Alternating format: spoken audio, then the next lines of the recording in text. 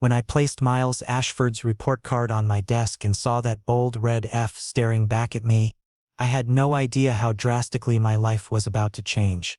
But in that moment, I only knew one thing with absolute certainty. This spoiled 8-year-old deserved exactly the grade he'd earned. For the past 3 months, Miles had been breaking every rule in my classroom. Homework? Never completed. Class participation? Absolutely zero. His attitude? Like the entire world existed beneath his designer sneakers. And the worst part, whenever I tried to correct him, he'd flash this smug little smile that seemed to say he was untouchable, that consequences were for other children, not for him. So I made my decision. If he thought his last name could shield him from accountability, he was about to learn otherwise. On report card distribution day, Miles opened his envelope with the same casual confidence he brought to everything. Then his eyes widened. For the first time since he'd entered my classroom, I watched that overconfident smile completely disappear from his face. "Sir, this is wrong," he said, and I could hear the slight panic creeping into his voice. "It's absolutely correct, Miles. You didn't put in the effort. This is the result of your choices." He stared at me like I was some kind of alien creature. Perhaps it was the first time anyone had ever told him no. Perhaps it was the first time his surname hadn't been enough to smooth over his failures. The next morning, Principal Mrs. Susie's voice crackled over the intercom. "Mr. Evan Carter, Principal's office." Immediately, walking into that office, I found 2 people waiting. Mrs. Susie sat behind her desk looking incredibly tense, her fingers drumming nervously on the wooden surface. Beside her stood another woman, expensive tailored suit, cold calculating eyes, and the unmistakable aura of someone who wielded power for a living. "Mr. Carter," the woman began without bothering with introductions, "I'm the legal advisor for Ashford Enterprises. You've deliberately targeted Mr. Ashford's son." I raised my eyebrows. "I've simply maintained the same standards I hold for every student in my classroom." "Standards?" The woman's laugh was sharp and humorless. "Do you honestly think we don't see what you're doing here? This is a vendetta. This is education," I said firmly, keeping my voice level despite the anger building in my chest. "Miles doesn't get special treatment just because his surname happens to be Ashford." Mrs. Susie tried to intervene, her voice shaking slightly. "Evan, perhaps you should—" "No." I held my ground, meeting the lawyer's cold stare. "If this school is willing to compromise its standards for money, then I'm working at the wrong institution." The woman stood, her chair scraping against the floor. "I see. Well, let's see how long that confidence lasts." She slid a business card across Mrs. Susie's desk toward me. "Tomorrow evening, Community Hall, 7 o'clock sharp. School board meeting. Mr. Ashford will be attending personally." She walked out without another word, leaving behind an uncomfortable silence and the faint scent of her expensive perfume. Mrs. Susie looked at me with genuine concern. "Evan, Triston Ashford is—" "I know who he is," I said quietly. "And I stand by my decision." That night, sleep was impossible. Tomorrow Triston Ashford would face me, personally. And I had absolutely no idea what to expect from one of the most powerful men in the city. From dawn until dusk, I practiced my responses, rehearsed my arguments, prepared my defense. But the more I thought about it, the more nervous I became. The following evening, standing outside Community Hall, my hands were trembling. The building's interior lights were so bright that stepping inside felt like entering another world entirely. As I walked in, I saw the entire school board seated around a long conference table. Suited officials, serious expressions, folders and papers stacked neatly before each person, and at the head of the table sat a man whose mere presence seemed to lower the room's temperature by several degrees. Triston Ashford. He wore a dark blue suit that looked like it cost more than my yearly salary. His features were sharp and refined, with a perfectly structured jawline that could have been carved from marble. But it was his eyes that held my attention. Gray, intense, observant. Eyes that seemed to see through every defense, every pretense, straight into the truth of who you really were. He sat leaning back slightly in his chair, fingers interlaced, appearing completely calm. Yet there was an intensity in that calmness that felt more intimidating than any raised voice could have been. "Mr. Carter," he said, and his voice was smooth as expensive whiskey but with an edge that suggested danger lurking beneath the surface. Deep, controlled. Absolute. Yes, sir, you failed my son. I want to hear your reasoning. I swallowed hard, forcing myself to maintain eye contact. Because he earned that grade. Earned? He raised one eyebrow with surgical precision. Explain that to me. Miles doesn't complete his work. He doesn't follow classroom rules. He shows no respect for the learning process. If I had passed him simply because of his surname, I would have been teaching him that accountability doesn't exist in life. And that's a lesson I refuse to teach any child in my care. The silence that followed was so profound I could hear my own heartbeat pounding in my ears. Board members exchanged uncertain glances.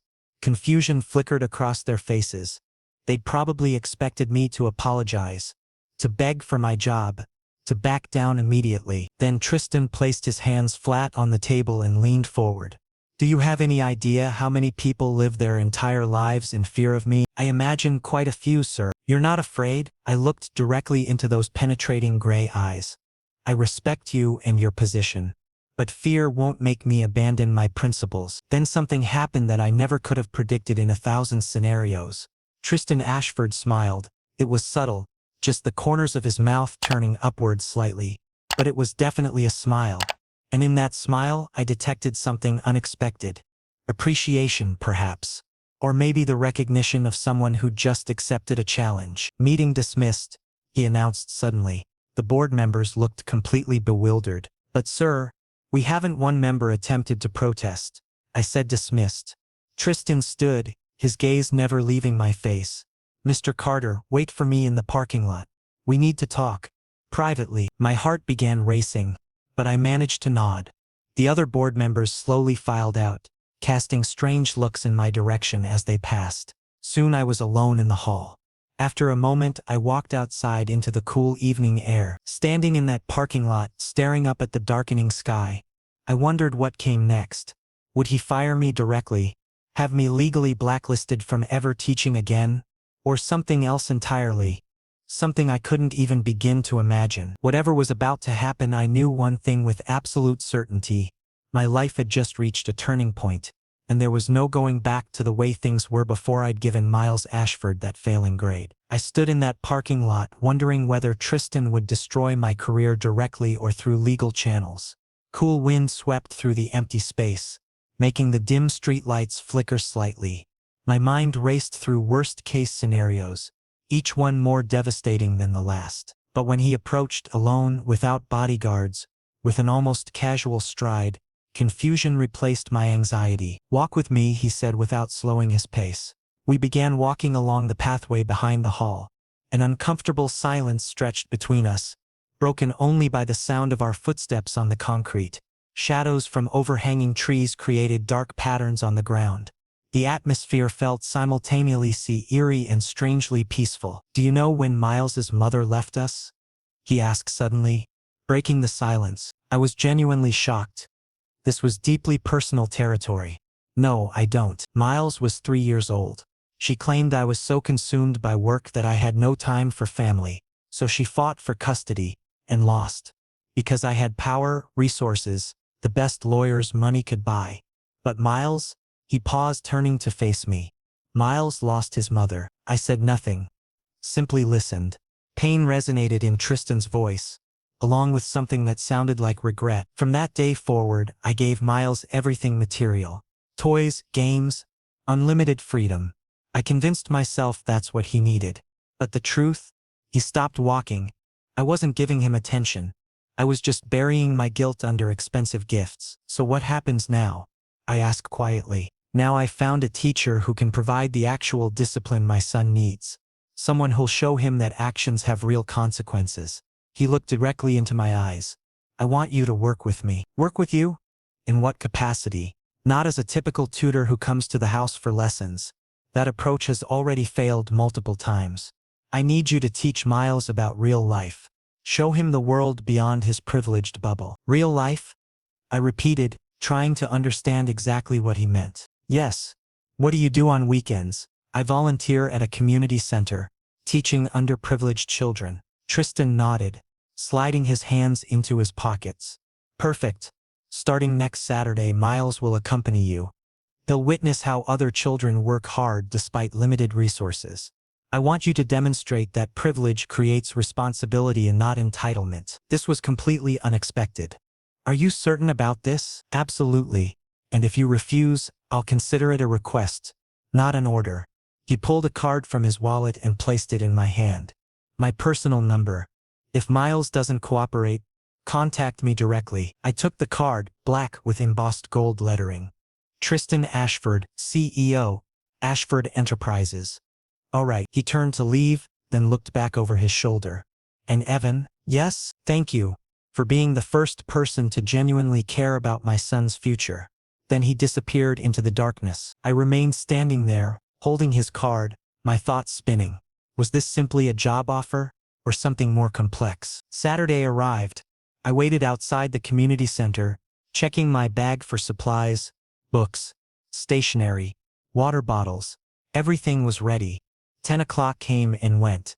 Then 10:15. Miles hadn't appeared. I called Tristan. Yes, Evan, he answered immediately. Miles hasn't shown up. Silence, followed by a frustrated exhale. I'm sending him now. Please wait. 15 minutes later, a sleek black SUV pulled up. The driver opened the door and Miles emerged, grumpy expression, arms crossed defensively, radiating attitude. I didn't want to come here, he announced immediately. I understand. But your father asked you to. So let's go inside. I kept my voice calm and matter-of-fact, showing neither anger nor frustration. Inside the community center, approximately 20 children were gathered. Some were 6 or 7, others around 10 or 11. They all wore simple, sometimes worn clothing. Several had shoes with patches or holes. Yet their eyes sparkled with curiosity, eagerness to learn, genuine excitement. Miles looked around uncomfortably. He glanced down at his designer sneakers, then at the other children's damaged footwear. The contrast was stark and undeniable. Who are these people? He whispered. Children. Just like you.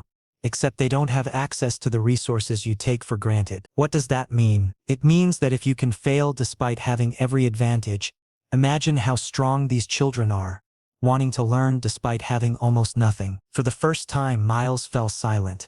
He watched as one child wrote carefully in a torn notebook. Another shared a broken pencil. A third practiced on a small slate board. Sit down, I instructed.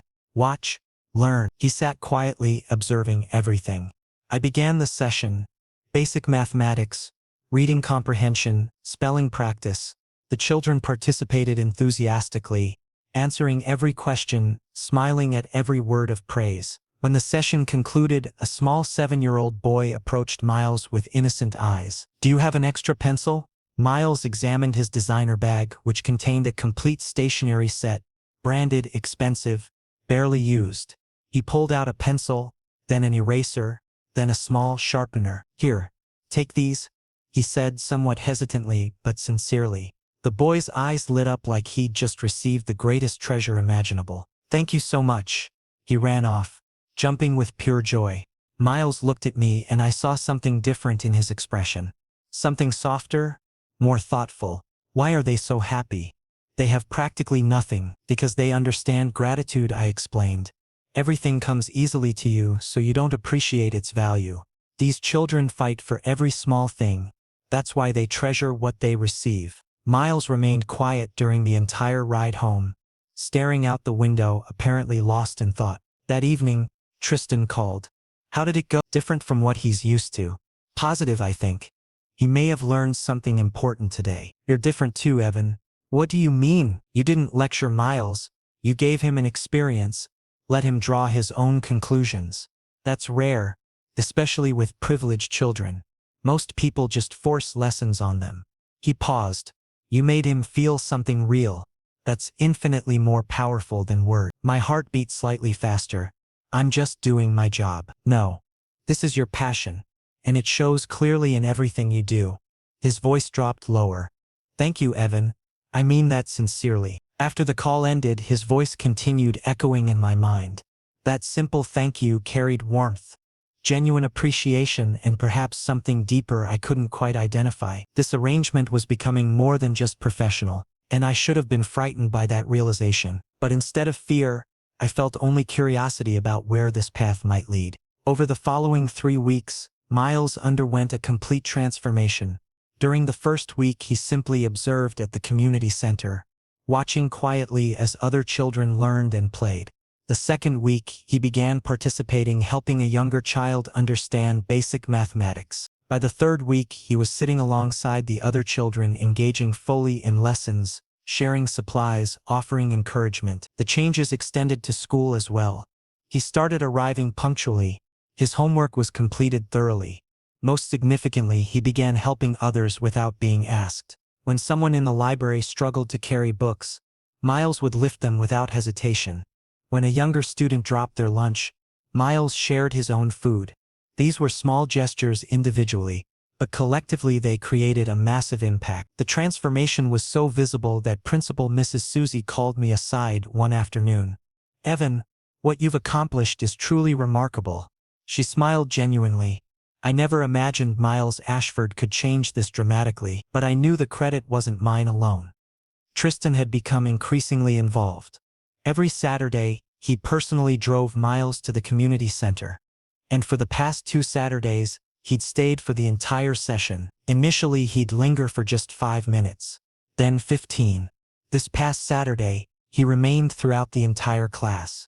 He removed his jacket, rolled up his sleeves and sat down among the children. "Could I volunteer as well?" he asked suddenly. I was genuinely surprised. Triston Ashford, CEO, billionaire, one of the city's most powerful figures, volunteering? "You want to help teach?" "Why not?" He smiled slightly. "I have things to learn too." That day, Triston Ashford sat on the floor, teaching children simple addition and subtraction. He explained concepts patiently, encouraged them through mistakes, praised them for correct answers. His usual commanding presence softened into something approachable, almost gentle. The children began calling him Uncle Tristan, hesitantly at first, then openly and affectionately. When one child told him, "You're really kind," I witnessed genuine emotion flickering in his eyes. He blinked rapidly, controlling himself, but the feelings were unmistakably present. After the session ended, we stood outside together while Miles played hide-and-seek with other children. Normally, Miles never played with peers. He considered himself above such common activities. But today he was actively seeking, laughing, genuinely enjoying simple childhood fun. "You know something?" Tristan said, watching his son play. "I'm actually experiencing happiness right now. For the first time in years." "The first time?" I echoed, surprised by such an admission. "Yes. Usually my life consists entirely of business. Negotiations, meetings, acquisitions, profit margins, quarterly reports. But this," he gestured around us, "this feels peaceful, meaningful, real." "You should do this more often," I suggested gently. He turned toward me and I saw depth in those gray eyes, vulnerability he rarely showed anyone. "Only if you're here with me." Those words penetrated deeply into my chest, making my face feel warm. I looked away quickly. "Tristan, I'm being serious, Evan. You've changed Miles completely. But you've also changed me. For the first time, I'm questioning whether success really equals money and power. Maybe it's found in smaller moments, in children's smiles, in watching them grow." Before I could respond, Miles came running over, breathless and excited. "Papa, Evan, look at this drawing I made." We examined his artwork together. He'd drawn a family, one child holding hands with 2 adults. One adult was labeled Papa, the other Evan, sir. All 3 figures were smiling. Miles beamed proudly. "This is us, my new family." Tristan looked at me. I looked back at him. Neither of us spoke, but volumes of unspoken communication passed between us in that silent moment. Something profound had just been acknowledged without words. The following Monday at school felt strange. When I entered the teacher's lounge for coffee, 2 female teachers were whispering conspiratorially. They noticed me, giggled briefly, then fell silent. Similar odd looks followed me throughout the day. In the cafeteria, people would glance my direction, then lean together speaking quietly. I overheard fragments of conversation. "Have you heard about Evan and Tristan Ashford? Apparently they've become quite close. Just look at how Miles has changed. Something's definitely happening there." The attention made me uncomfortable, but I tried ignoring it. These were just rumors, meaningless gossip that would fade eventually. But when Principal Mrs. Susie summoned me again, I knew something serious had developed. Her expression was grave, genuinely concerned. "Evan, please sit down. What's wrong? Parents have been filing complaints." My stomach dropped. "Which parents? About what?" "They're claiming you're giving Miles special treatment now. Because they believe you and Triston Ashford have become personally involved." My blood boiled instantly. "That's absolutely ridiculous. I failed Miles initially. Remember? I gave him the opposite of special treatment." "I know that, Evan. I completely understand." Mrs. Susie raised her hands placatingly.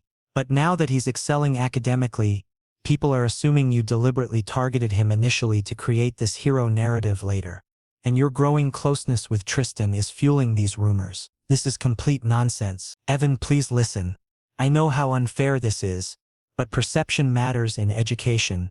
You need to maintain clearer boundaries between your personal and professional lives. At least publicly." I went home feeling frustrated and angry. People would believe anything without evidence, without truth, without consideration for reality. That evening, Tristan called. His voice was characteristically calm. "Evan, are you all right?" "Not really." "What happened?" I explained everything. The parent complaints, Mrs. Susie's warning, the spreading rumors, the uncomfortable gossip. Silence stretched on the other end of the line. Then Tristan exhaled deeply. "This is my fault," he said, guilt-heavy in his voice. "No, it's not. It absolutely is. I've been publicly appreciating you, spending visible time with you. I didn't consider how that might affect you professionally." He paused. "Tomorrow I'm coming to the school. I'll personally clarify that Miles's progress results entirely from your dedicated teaching, nothing else." "Tristan, that's not necessary." "Yes, it is. Because I will always defend you. No matter what happens." Those words broke through my defenses, filling me with unexpected warmth and security. "Thank you," I whispered. The next day, when Tristan arrived at school, formal suit, bodyguards flanking him, full CEO authority on display. Everyone was shocked. Mrs. Susie looked nervous. Teachers appeared curious. Students buzzed with excitement. He addressed the entire assembly. His voice was strong, clear, commanding absolute attention. "Mr. Evan Carter provided my son with discipline I failed to give him. He failed Miles because that's what Miles deserved at the time. There was no favoritism, no bias, only educational standards being properly maintained. Miles now excels because he finally started working hard. Anyone with concerns should address them directly to me." Complete silence filled the auditorium. After assembly, when I approached him, Tristan smiled slightly. "That should end the gossip." "You didn't need to do that." "Yes, I did. Because you matter to me." He looked directly into my eyes, his gaze intense and unwavering. "You're important. To me personally." My heart skipped several beats. "Tristan, what exactly is happening between us?" He touched my wrist lightly, his fingers barely making contact. "Whatever this is becoming, I want it to be real. Completely real." In that moment, I understood with absolute clarity. Our relationship had transcended professional boundaries entirely.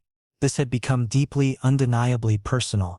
And I wasn't ready to face what that might mean. But perhaps I needed to be ready, because something profound was already in motion and there was no stopping it now. Months passed in a blur of genuine transformation. Miles had become completely different from the child I'd first failed. He won the Excellence Award at school 2 consecutive times, something that shocked even the most skeptical teachers. At the community center, he donated a small library using his own saved allowance, money that would have previously been spent on expensive toys he'd forget about within days.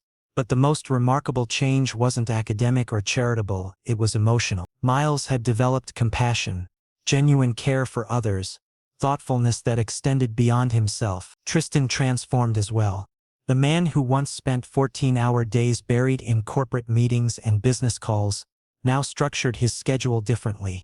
Weekends belonged to Miles, to volunteer work, and increasingly, to me. We'd become a trio, functioning like a well-coordinated team, like something deeper than colleagues or acquaintances, like family. One Sunday we planned a picnic. Nothing extravagant. No expensive restaurants or exclusive venues.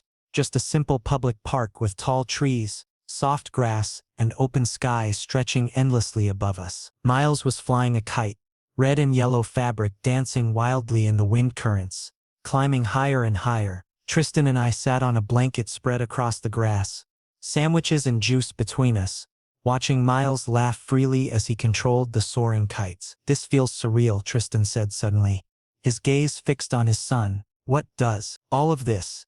You being here, Miles's complete transformation, my own changes." He turned toward me, sunlight reflecting in those distinctive gray eyes.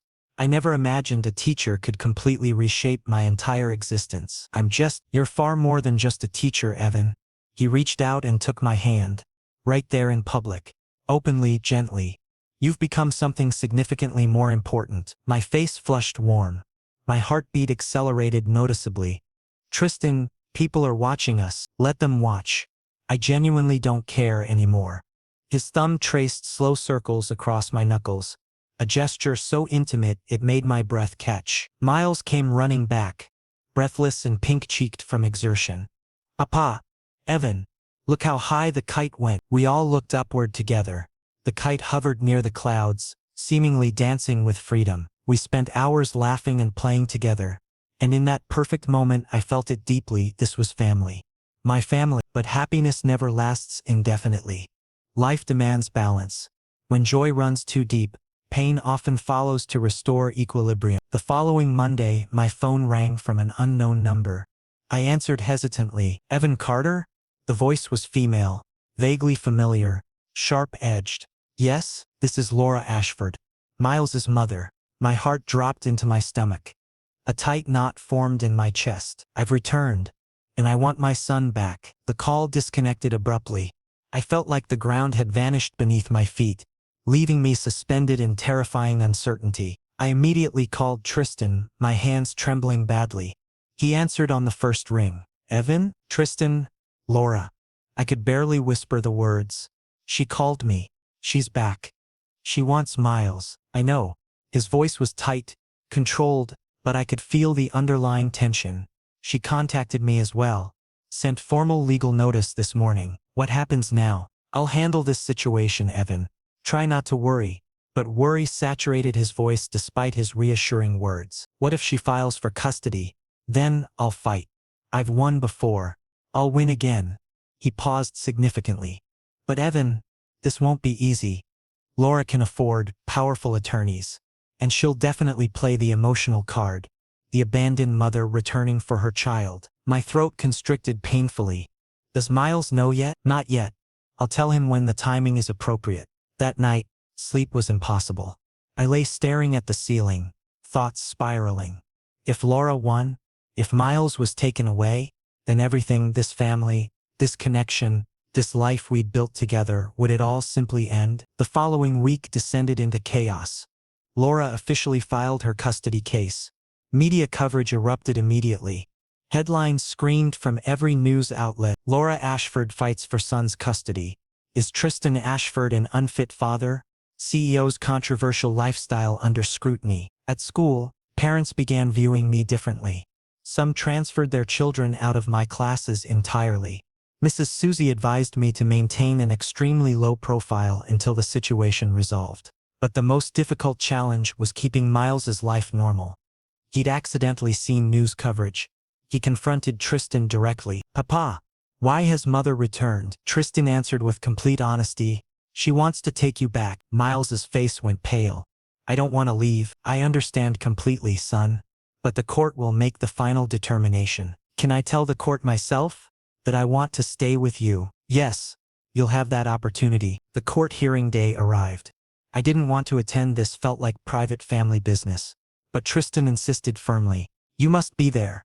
You're the primary witness to Miles's transformation.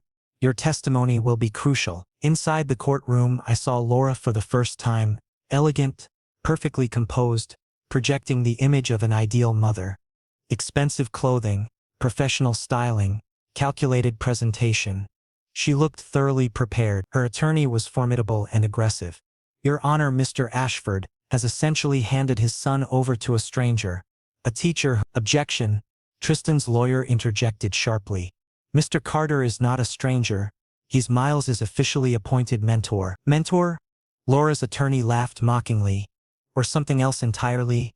The court should know that Mr. Ashford and Mr. Carter share an inappropriate relationship. This was a personal attack. Against me. Against Tristan. Against whatever we'd become to each other. The judge issued a direct order. Mr. Carter, please stand. I rose on shaky legs, heart pounding violently. You are Miles Ashford's teacher?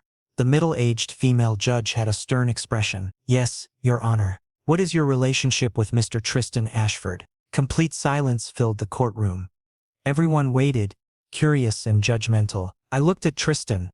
He nodded encouragingly, supportively. He's my partner, I stated clearly and loudly. Gasps echoed through the room. Whispered conversations erupted. Laura looked genuinely shocked.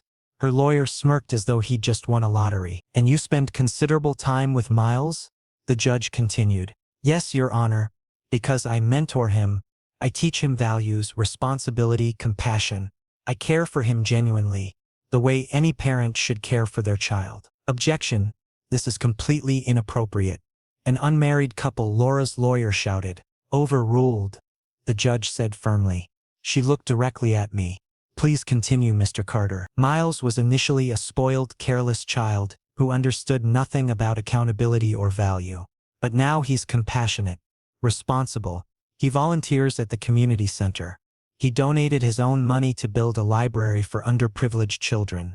He excels academically. This isn't just about improved grades. This is fundamental character transformation. This is about becoming a better human being. The judge made extensive notes. And this transformation resulted from Mr. Ashford's parenting, partially, but primarily because Tristan set aside his ego. He acknowledged he needed help. He provided Miles the environment that would genuinely benefit him. He trusted me completely, and together we shaped Miles into who he is today. The judge studied me carefully. Then Tristan. Then Laura. Thank you, Mr. Carter. You may be seated. The hearing concluded. The decision would come the following week. Outside on the courthouse steps, Tristan embraced me tightly, publicly, without hesitation. Thank you, he whispered near my ear.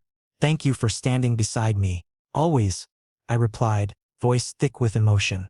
But I understood the terrible truth. This decision rested entirely in the judge's hands. And if we lost, Miles would be taken away. And this family we'd built would shatter, permanently. 2 weeks of waiting. 2 weeks of psychological torture.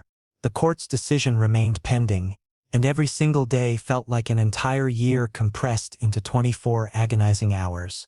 Miles remained completely unaware of the massive storm threatening his life. We maintained his normal routine, school attendance, community center volunteering, weekend outings. Everything appeared unchanged externally. But internally, Tristan and I were both breaking apart. Sleep became impossible for me. Tristan sent messages late into the night. Are you still awake? Can you rest at all? Sometimes just simple words. I'm here. One night, extremely late, nearly 2 in the morning, Tristan arrived at my apartment, for the first time ever, completely unannounced. When I opened the door, he stood there looking disheveled. His tie hung loose around his neck. His eyes showed profound exhaustion. Did you need me? I asked, concern flooding through me. Yes, he answered directly. Vulnerability saturated his voice. Raw, unfiltered emotion. I let him inside. He collapsed onto my sofa, head dropping into his hands, shoulders slumped forward in defeat. If I lose this case, he began, his voice cracking noticeably. If Miles is taken from me, that won't happen, I said, sitting beside him. But what if it does? He looked up at me. Tears glistened in his eyes. For the first time I witnessed Triston Ashford completely vulnerable, utterly broken. I gripped his shoulders firmly. Then we'll continue fighting. We won't accept defeat. Because Miles knows where his real home is. He has you. You have me. We're together in that. I cannot lose you, Evan. Not Miles. Not you either. His voice dropped to barely a whisper. You're not losing anyone. I'm right here. And I'm not going anywhere. He kissed me then. Desperately, deeply, as though trying to prove through physical connection that this was real. That nobody could take it away from us. We spent that night together. No physical intimacy occurred. Just 2 people holding each other tightly, providing security and reassurance. When morning came, Tristan was still beside me, sleeping peacefully for perhaps the first time in years. Later that morning, the call arrived. The court's decision had been finalized. The announcement would occur today at 3 o'clock. We both arrived at the courthouse. Miles was present this time, wearing formal clothing, obviously nervous. I held his hand firmly. Everything will be all right. Laura attended as well, accompanied by her attorney. Everyone's expression showed visible tension. The judge opened her file folder.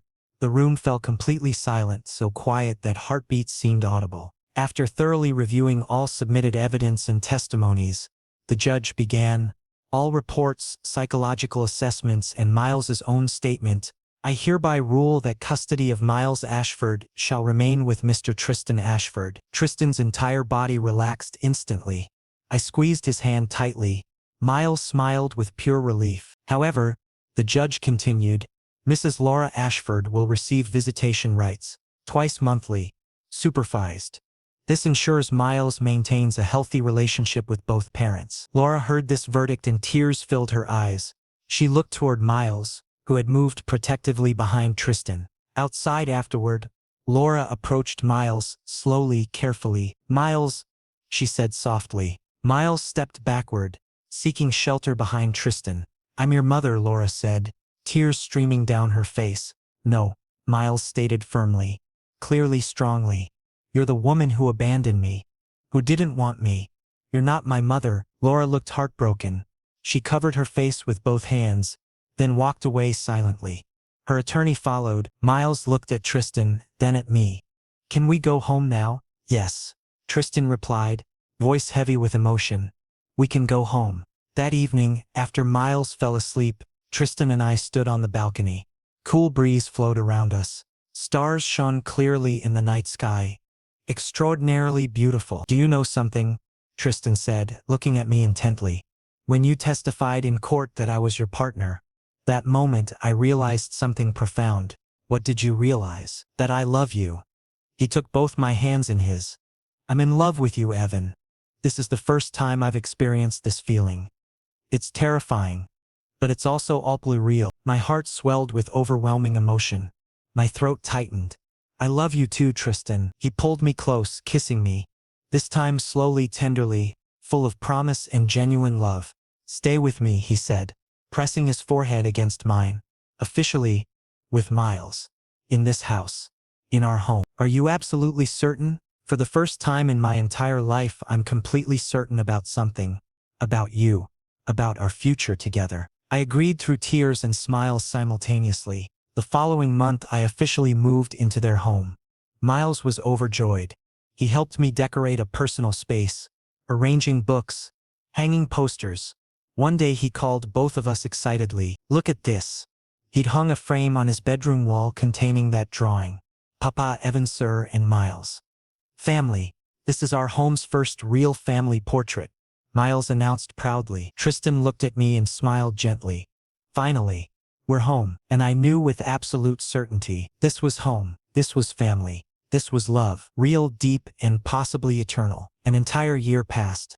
Miles had just turned 9 and ranked at the absolute top of his grade.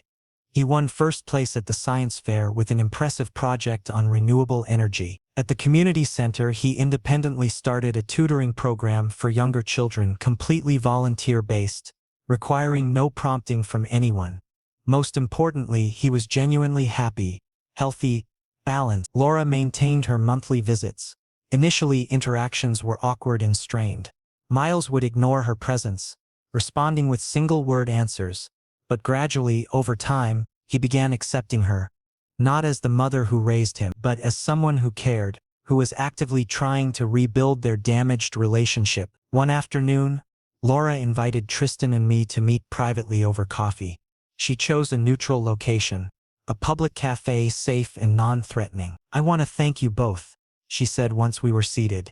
Sincerity resonated in her voice. Genuine emotion showed in her expression. "For what specifically?" Tristan asked, still somewhat guarded. "For giving Miles everything I couldn't provide. Stability. Unconditional love. Real family." She looked directly at me. "Evan, you taught him the values I wanted to instill but couldn't manage. I was too young back then. Too immature. I took out my frustrations on Miles instead of addressing my own issues. That was fundamentally wrong. Hearing this brought tears to my eyes. Perhaps I returned at the wrong time initially, but seeing him now I feel peace knowing he's in the right place. With the right people. She paused meaningfully. I'll always be his biological mother. But you two? You're his actual parents. And I accept that reality completely. Tristan nodded respectfully. Miles needs you in his life. But in a healthy, constructive way. We'll ensure that happens. Laura smiled genuinely before leaving quietly. Our lives returned to smooth normalcy. Everything felt balanced and right. Tristan adjusted his company schedule significantly. Previously, he worked 12 to 14 hours daily, including most weekends. Now he limited himself to 8 or 9 hours maximum. The remaining time belonged to Miles. To me. To a family. His priorities had fundamentally shifted. One evening the school held its annual function. Miles was receiving an award. Most Improved Student of the Year. Tristan and I sat together in the front row watching proudly. On stage as Miles accepted his trophy he took the microphone. Nervous smile. Deep breath for courage. Thank you everyone. But I didn't earn this award through my efforts alone. I won because I have the world's best fathers. He pointed toward Tristan. Papa never gave up on me, no matter how difficult I became. Then he looked at me. And Dad taught me the discipline I desperately needed. He showed me what real strength means. The entire auditorium erupted in applause. People stood, clapping enthusiastically. Afterward, Principal Mrs. Susie approached me with moist eyes. Evan, what you've accomplished? This is true parenting. Whether biological or not doesn't matter. You've given Miles something many biological parents never managed to provide. That compliment touched me profoundly. Later that night at home, Miles was bubbling with excitement. Papa, Dad, we should celebrate properly. Absolutely, Tristan agreed. What would you like? Pizza? Ice cream? Movies in the home theater? We gathered in the living room. Pizza boxes lay open. Ice cream containers were passed around. A random comedy film played on the large screen. Miles sat between us laughing freely, enjoying himself completely carefree. There was a moment when Tristan looked at me. Miles had fallen asleep nestled between us. Peaceful, happy, content. All of this exists because of you, Tristan whispered. No, this exists because of all three of us working together. I corrected gently. We're a team. He took my hand, intertwining our fingers. I want to marry you, he said suddenly. I was genuinely shocked. What? I'm completely serious. You should officially be mine. For Miles's sake. For my sake. For our sake. I want the entire world to know you belong with me. And I belong with you. Happy tears filled my eyes. Yes. Yes. I'll marry you. He kissed me softly, sweetly, the gesture filled with promises. 6 months later, we held a small ceremony. Close friends attended. Family members came. Mrs. Susie was there. Children from the community center participated. Miles served as ring bearer, wearing a designer suit proudly. He delivered the rings and announced, "Now you're both officially my parents. Legally recognized." Everyone laughed, clapped, and cheered enthusiastically. When Tristan kissed me at the altar, I felt completely at home. Finally. Entirely. At the reception, while we danced to a slow song, Tristan spoke quietly. You know something? When you first failed Miles, I was absolutely furious. I thought you were biased. Unfair. Deliberately cruel. I know, I said, smiling. But now I understand perfectly. You failed him because you genuinely cared. You wanted to show him reality. And that reality transformed him into a better person. Stronger, kinder, more compassionate. And it brought you to me, I added softly. He smiled widely, genuinely. Yes. Best failure in history. Best decision ever made. We kissed again. From the audience, Miles cheered louder than anyone, whistling and clapping wildly. More months passed. Our lives settled into a beautiful routine. School, work, weekend family time, community service. Everything perfectly balanced and happy. One day, Miles approached me with a serious expression. Dad, yes? Can I officially adopt you? Legally, so you become my dad in every official way possible. My heart filled completely. Miles, are you absolutely certain? Yes. You're already my dad in every way that matters. This just makes it legally official too. Please, I hugged him tightly. Whatever you want. I'll always be here for you. Always, always. I promise. Tristan initiated the adoption process. Legal. Official. When the papers were finally signed, Miles became Miles Ashford Carter. Officially. Legally. That day, Miles hugged both of us tightly and for a long time. Thank you. Both of you. For giving me this family. Today when I remember everything, I can barely believe it actually happened. I deliberately failed a spoiled child. Consciously. Intentionally. And in return, I gained a family. I found love. I discovered home. Sometimes life's most beautiful moments occur when we follow principles regardless of consequences. When we do what's right even when outcomes seem terrifying. I failed Miles because he deserved that failing grade. And Tristan thanked me for it, because that failure taught Miles how to truly live. And it taught me how to love. Real, deep, forever. This story began with failure, and concluded with family. Perhaps that's what real success actually means.